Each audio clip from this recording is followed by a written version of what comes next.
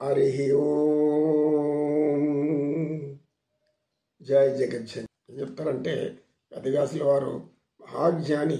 ఆయన ఎంత మానవ జీవిత కర్మలను బాగా జీర్ణించుకొని తెలుసుకొని ఈ యొక్క భాగవతం రచించారు. ఆయన సామాన్యం కాదు. ఎందుకు? సాక్షాత్ విష్ణు స్వరూపం కాబట్టి, విష్ణు అంశం కాబట్టి. ఇప్పుడు ఉదాహరణకు కొందరికి చెప్పులు లేకుండా నడిచేవాళ్ళు ఉంటారు. అంటే పాదరక్షలు ఉండేవి కావు, అంత భేద స్థితిలో ఉంటారు వాళ్ళు. మంచి దుస్తులు కూడా ఉండేవి కావు, చిరిగిపోయిన దుస్తులు ధరించటం. ఒక దారిలో వెళ్తూ ఉంటారు, ముళ్ళు గుచ్చుకుంటుంది కాలికి ముళ్ళు గుచ్చుకుంటే ఎంత బాధ, భయంకరమైన బాధ. చెప్పులో రాయి, చెవులో జోరిగా, కంటిలో నలుసు, కాలిలో ముళ్ళు, ఇంటిలో పోరు ఇంతింత కాదయ్య, స్వధాభిరామ వినువేమ. అంతే కదా. కంట్లో నలుసు పడితే తనకు అది పోయేంతవరకు మనకు ఒక నరకంలాగా ఉంటుంది. ముళ్ళు కూడా అంతే. కాళ్ళలో ముళ్ళు గుచ్చుకున్న దాన్ని తీసేసేసి దానికి ఏదో గాయానికి మందు వేయకపోతే మనం అష్ట కష్టాలు పడాలి, నానా బాధలు పడాల్సిందే. కంటిలో నలుసు, కాలిలో ముళ్ళు, చెప్పులో రాయి, చెవిలో జోరిగా. జోరిగా ఏం చేస్తుంది? మన చెవి సరిగ్గా దాన్ని శుభ్రం చేసుకోకపోతే ఏం తిరుగుతూ ఉంటుంది, తల పట్టుకొని ఇది తరిగిన మళ్ళీ వస్తూ ఉంటుంది ఈగ. ఇట్లా వీటి వలన బాధలు అనుభవించాక అవి తొలగిపోతే ఎంత సంతోషం వస్తుంది, ఎంత హాయిగా ఉంటుంది. ముళ్ళు గుచ్చుకున్నప్పుడు ఎంత బాధో, ఆ ముళ్ళు తీసినాక నీకు ఎంత ఆనందంగా ఉంటుంది. కంట్లో నలుసు పడ్డం, ఆ నలుసు తీసేసినాక ఎంత నీకు పెద్ద కష్టం పోయింది అంటే, అంత చిన్నదాన్ని అంత కష్టం పోయింది అనుకుంటున్నాం. అప్పుడు ఏం ఆలోచించాలి?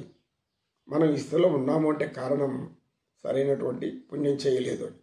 ఈ విధంగా అనేక విధాల కష్టాలు పడుతున్న మానవులు పడి పేదరికంలో పడి అనేక ఒక పూటకు కూడా తిండి లేకుండా, సరైనటువంటి మరణ సమయంలో కూడా ఎవరు తోడు లేకుండా అనేక విధాలుగా జీవిస్తూ ఉండేవాళ్ళు. ఆ విధమైనటువంటి వారు ఎప్పుడు జ్ఞానం వస్తుంది వాళ్ళకి తెలుసా అని చెప్తారాయన. ఎప్పుడైతే ఈ బాధలన్నీ, ఈ కష్టాలన్నీ మన కర్మానుసారం వచ్చింది, మన కర్మం మనం వదిలించుకోకపోతే మనకు ఇంక రాను ఇంకా నీచమైన జన్మలు వస్తాయి అని ఆలోచించి పడి వారు ఏం చేస్తారంటే అక్కడ జ్ఞానోదయం అవుతుంది వాళ్ళకి. ఏ జ్ఞానోదయం అవుతుంది? ఎవరు మన యొక్క పాపాలను తొలగించగలరు, ఎవరు ఈ కష్టాలు తీర్చగలరు, ఎవరు మనకు ఆనందాన్ని కలగజేయగలరు, ఎవరు మనకు ప్రశాంతతని ఇవ్వగలరు, ఎవరు ఈ దినస్థితిని పోగొట్టగలరు, ఈ యొక్క భయంకరమైన బ్రతుకుని కాలు లేక, కన్ను లేక, చెవు లేక, ముక్కు లేక, ఇన్ని లోపాలతో జీవించడం ఎంత దుర్భర జీవితం అనేది వాళ్ళలో రాను పరివర్తన చెంది అప్పుడు గుర్తుకొస్తారు. ఎవరు గుర్తుకొస్తారు? మహానుభావుడు, పరమేశ్వరుడు, ఈశ్వరుడు అప్పుడు గుర్తుకొస్తారు. ఆయన ఏం చెప్తారంటే ఒకే ఒక మాట, బ్రాహ్మణుడు, క్షత్రియుడు, శూద్రుడు, వైశ్యులు, మీరు ఏ వర్ణం వారైనా ఏం జరుగుతుందో తెలుసా? మరణించిన తర్వాత మరణం అనేది తప్పదు, మరణాన్ని తప్పించుకోలేరు. నేను నిత్యం భగవంతుడి దగ్గర నుండి కైంకర్యం చేసి, ఆయనకి అర్చన చేసి, ఆరాధన చేసి, దూపదీప నైవేద్యాలు పెట్టి ఆయన్ని నిత్య ఆరాధనలో ఉన్నాను. భక్తి ఉంటే నీకు ఒక అమృతమైనటువంటి మరణం వస్తుంది. అంటే ఏమి? ప్రశాంతమైన మరణం, ఆనందకరమైన మరణం. ఆ మరణం ఇచ్ఛామరణం, స్వేచ్ఛామరణం. లేదు, ఆయన దగ్గరుండి అనేక కర్మలు చేసుకుంటూ ఉంటే ఆ మరణం అనేది చాలా భయంకరంగా వస్తుంది అంటారు. వచ్చింది పో, మరణించాక ఏం చేస్తారు? నీవు ఎవరి కోసమైతే పాకులాడావో, ఎవరెవరికి ఇవన్నీ పంచిపెట్టాలని, నేను దాచిపెట్టాలి, ఎత్తి పెట్టాలని నిర్ణయించుకున్నావో, వీరందరూ నిన్ను మరణించిన తర్వాత 2 రోజులు, 1 రోజు 2 రోజులు కూడా పెట్టుకుంటారా? పెట్టుకోరు. వెంటనే తీసుకెళ్ళిపోవాలి. ఆ తర్వాత ఏం చేస్తారు? మట్టిలో కలిపి పూజ చేస్తారు. అక్కడ ఈ శరీరం కుళ్ళిపోయి పురుగులు ఏ నక్కలు తింటాయో, ఏ కుక్కలు తింటాయో బయటికి లాగి, లేదంటే పురుగులు అనేక రకాల జీవులుగా పుట్టేసి ఈ లోపల వ్యాపించి శరీరాన్ని గందరగోళం చేసి భయంకరమైనట్టు మురికి కోపంగా మార్చేస్తుంది ఈ శరీరాన్ని కదా. ఇది ఎందుకు తెలుసుకోరు మానవులు అని ఈ యొక్క సుఖ మహర్షి పరీక్షిత్ మహర్షి తెలియజేస్తున్నాడు. వ్యాసభగవానుల వారు నారదుడు ఇచ్చిన శాపం, ఈ శాపగ్రస్తులైనటువంటి వాళ్ళు నలకుమారుడు, మణిగ్రీవుడు, కుబేరుని కుమారుడు, ఇలా దేవతలకు కూడా శాపాలు ఉంటాయి. ఈ మరణించిన వారు ఏ అగ్రవర్ణం వారైనా, ఏ కులం వారైనా, ఎవరైనా ఆ శ్మశానంలోనే పూడ్చబడాలి, ఆ మట్టిలోనే కలిసిపోవాలి. ఈ అగ్ర కులానికి ఒక మట్టి, నీచ కులానికి ఒక మట్టి అనేది ఏం లేదు. భూమి ఎక్కడెక్కడ వేరువేరుగా లేదు. శ్మశానం శ్మశానమే. లేదా అగ్నిగా ఆహుతి చెయ్యాలి. అగ్నిలో పెట్టి అందరూ కాల్చేవాళ్ళు. అన్ని కులాల వాళ్ళు, ఏ కులాల వాళ్ళైనా ఎవరైనా అగ్నికి ఆహుతి చేసే పరిస్థితి అందరికీ ఉంటుంది. ఎవరైనా అగ్ని దహించవచ్చు, అంటే ఈ శరీరాన్ని కాల్చేయవచ్చు. ఇప్పుడు మనం పెద్ద పెద్ద నగరాలు చూస్తున్నాం. చాలా సులభమైన విధానం కనుక్కున్నారు, సులభమైన యంత్రాలు. ఏమది, మనం మోసపోవడానికి మనుషుల పనులే రథాలు ఉన్నాయి. వైకుంఠ రథం, కైలాస రథం, బ్రహ్మరథం. ఈ రథాల్లో వేసేస్తారు, అది అడిగి పోతుంది. ఎలక్ట్రానిక్ మిషన్, అది అలా లోపలికి పోగానే 5 నిమిషాలకంతా బూడిద బయటకు వస్తుంది. బూడిద 4 మొక్కలు మిగులుతా.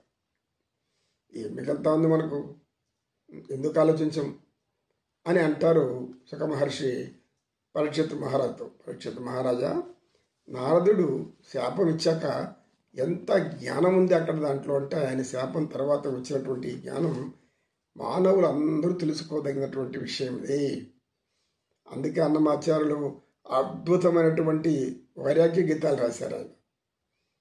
ఆయనకి సకలం తెలిసినటువంటి వేదవ్యాసు సమానమైనటువంటి జ్ఞానం మన అన్నమాచార్యులు కూడా ఆయన గీతాల్లో వర్ణించ వీలు కాదు. ఆయన యొక్క జ్ఞానాన్ని అది చెప్తారు. ఆయన ఎవరు చెప్పంటే ఆయన ఒక్కరే కాదు, బ్రహ్మజ్ఞానం కలిగిన వాళ్ళందరూ కూడా ఇది ఆలోచిస్తారు. మనం ఒక ఉన్నతమైన కుటుంబంలో ఉన్నతమైన ఈ యొక్క కులంలో జన్మించాం, ఉన్నతంగా బతకాలి. ఎలా బతకాలి? ఈ ఉన్నతమైనటువంటి జన్మ ఇచ్చాడు కనుక ఇంకొంచెం ఉన్నతంగా లేని వారు సహాయం చేయండి, ఎవరికి ఆపదలు ఉండే వాళ్ళకి ఆదుకోండి, లోకాల్లో జన్మించే అవకాశం ఉంటుంది. ఇలా జన్మించి దివ్యలోకాలన్నింటిలో కూడా మన యొక్క గుణం నిరూపణ, అంటే అన్నిటి గుణాలే కారణం. సద్గుణాలు నీవు ఎలా అభ్యర్థిపెట్టుకుంటూ దొంతరులుగా పోతూ ఉంటే చివరికి పరమాత్మ దర్శించే అవకాశం వస్తుంది. ఆ అవకాశం ఎవరికి వచ్చిందంటే ఇప్పుడు యశోద నందులకు వచ్చింది. యశోద నందులు చిన్న వయసులో బిడ్డలతో ఆడుకోవడం, మురిసిపోవడం, అంతకు మించిన ఆనందం, బ్రహ్మానందం ఒక్కటి లేదు. పుట్టినప్పుడు ఎత్తుకున్న బిడ్డను మనవడన్నా కావచ్చు, బిడ్డైనా కావచ్చు, ఎవరైనా కావచ్చు, బిడ్డలు కొడుకులు కూతురులైనా మనవడు మనవరాళ్ళు కాడి ఇంకా ఆనందం చేస్తాయి. మనవడు మనవరాళ్ళు వీళ్ళని ఎత్తుకునేప్పటికీ ఏదో బ్రహ్మానందం, భగవంతుడే మన దగ్గరికి పుట్టాడు, అయ్యో నాకు రెండో తరం వచ్చింది, 3వ తరం ఇది అని ఆనందపడిపోతాం. ఎందుకు? వాళ్ళు ఆ తరం వాళ్ళ చిన్న బిడ్డలు. భగవంతుడు అందులో కనబడుతుంటాడు. ఆ భగవంతుడిని చూడడం అనేది ఎంత భాగ్యం. ఆ విధంగా మసిపోయింది యశోదమ్మ. అమ్మ ఆకలి అంటే ఆమె వెంటనే తీసుకొచ్చి పాలిస్తుంది. చిన్నప్పుడు ఏడుస్తూ ఉంటుంది. ఇలా ఎంత భాగ్యం కలిగింది. సకల అఖిలాండ కోటి బ్రహ్మాండను పరిపాలించి పరిపాలకుడు, సర్వ సృష్టికంతా కూడా మూలమైనటువంటి ఆది మూలమైనటువంటి అలబ్రహ్మం. అటువంటి ఆయనకు తల్లిను పాలించావు, నీ జన్మ ఎంత గొప్పదమ్మా అని గొప్పగా చెప్పబడతారు. కనుక ఇట్లాంటివన్నీ మనం తెలుసుకుంటేనే జ్ఞానం వస్తుంది. మనం వారు గొప్ప అని మనం బలహీనతలు కాకూడదు. బలహీనులుగా బతకండి అని చెప్తారు ఆయన. మానవులందరూ సమానమే. ఎవరు కూడా బలహీనమైనటువంటి మనస్తత్వం లోపల పెట్టుకొని బలహీనులు అనుకోవద్దండి. మీకు జ్ఞానం లేదనుకోకండి. వర్ణాశ్రమ ధర్మం నుంచి వర్ణాలు గొప్పగా ఉండొచ్చు, నీచంగా ఉండొచ్చు. జ్ఞానానికి అది మాత్రం అడ్డు లేదు. జ్ఞానం ఎవరికైనా అందుతుంది, అందుకోవాలని ఆశించాలంతే. మనం జ్ఞానులు కావాలనుకోవాలి, కానీ అంతకన్నా జ్ఞానం ఇంకెక్కడ చూస్తుంది? ఇక్కడ వేదవ్యాసుల వారు ఆ యొక్క భాగవతం ఎంత మహత్తరంగా ఆయన దాన్ని భగవంతుడి యొక్క శాసనాన్ని వర్ణించారు అంటే, ఉపనిషత్తుల సారాంశం అంతా కూడా చాలా అద్భుత జ్ఞానం మన వేదవ్యాసుల మహర్షి వారిది. అంటే ఇవి ఖచ్చితంగా చెప్తున్నారు, నీకు మనిషి జన్మ ఇవ్వడమే ఉత్తమం. వర్ణాశ్రమ ధర్మం అంటావా? అది పాపపుణ్యాల ఫలితం అనుకో. అయినా జ్ఞానం పొందడానికి నేను అనర్హుడని చెప్పడానికి ఎవ్వరికీ ధైర్యం లేదు, ఉండకూడదు, ధైర్యం కూడా ఉండదు. ఎందుకు? జ్ఞానం ఎవడైనా పొందవచ్చు. కాకపోతే మనం దానికి సరిపడమేమో, మనం దానికి అర్హత లేదేమో మనమే అనుకున్న లోపల ఈ మనోబలహీనతను పెంచుకొని బలహీనులుగా మిగిలిపోయి మానసిక పరిస్థితి చెడగొట్టుకొని అజ్ఞానంలో జీవిస్తున్నాం అని చెప్పబడుతూ ఉంది ఇంద్రసారం. కనుక మనవులందరం కూడా గ్రహించాలి ఏమంటే, భగవంతుని ధ్యానించడం, భగవంతుని ఆజ్ఞను ఆలోచిస్తూ ఉండడం, మన కర్తవ్యాన్ని మనం నిర్వహించడం, ప్రతిఫలాలు ఆశించకుండా పనులు చేయడం. ఇది ఇక్కడ చెప్పబడేటువంటి శాపాలు ఎందుకు వస్తాయి అంటే, శాప ప్రభావాలు ఎలా ఉంటాయి అంటే, ఎవరు నీతిమంతులు ఎవరు నిజాయితీమంతులు వాళ్ళకు చిన్న మనసులో బాధ కలిగి అటంటే దాని ఫలితం ఎదుటి వాళ్ళకి అంటుకుంటుంది అనేది దీన్ని బట్టి మనం గ్రహించాలి.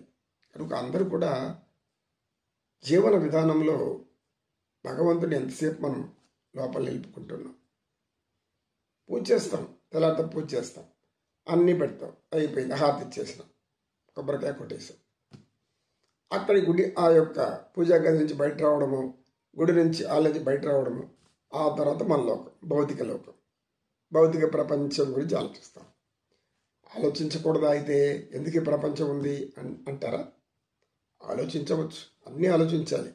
అన్నీ కూడా దైవం పేరు చెప్పే ఆలోచించాలి. అప్పుడు మాత్రమే ఈ యొక్క మనసు ప్రశాంతత ఉంటుంది, మానసిక రోగాలు రావు. జరిగేవన్నీ మంచికి అనుకోవడమే ఒక ఉన్నతమైన సూత్రము.